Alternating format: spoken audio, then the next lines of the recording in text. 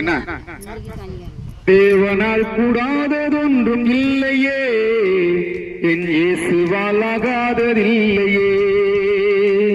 என் தேவனால் கூடாததொன்றும் இல்லையே, என் இயேசுவால் ஆகாததில்லையே.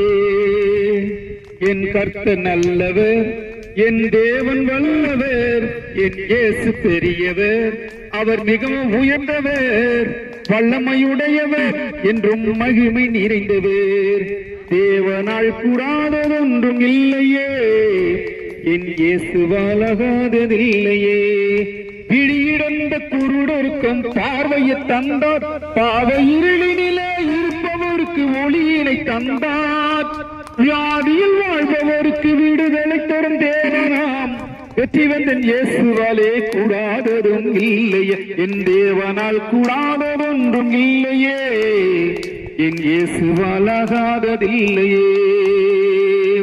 வற்றாத செங்கடலை பிளந்தவர் அவரே, தன் ஜனத்தை காக்க கடல்வெளியில் சிறந்தவர் அவரே.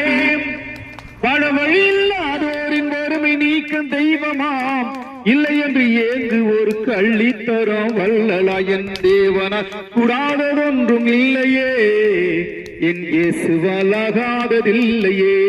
அன்பும் இரக்கம் எங்கள் ஆண்டவராகிய கர்த்தாவே, வேலைக்காக அன்பான சகோதரி மத்தியிலே அடியன் வருவது எவ்வளவு ஒரு மகிழ்ச்சி, எவ்வளவு ஒரு சந்தோஷம். அற்புதமான தேவனை முகத்துல பார்க்கிற அந்த மகிழ்ச்சி ஆண்டவருக்கு மகிமையானது கர்த்தாவே.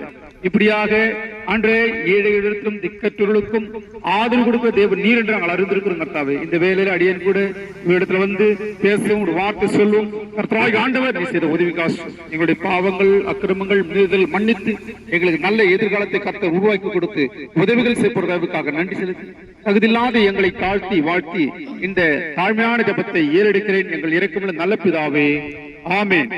கர்த்தருக்கு ஸ்தோத்திரம்.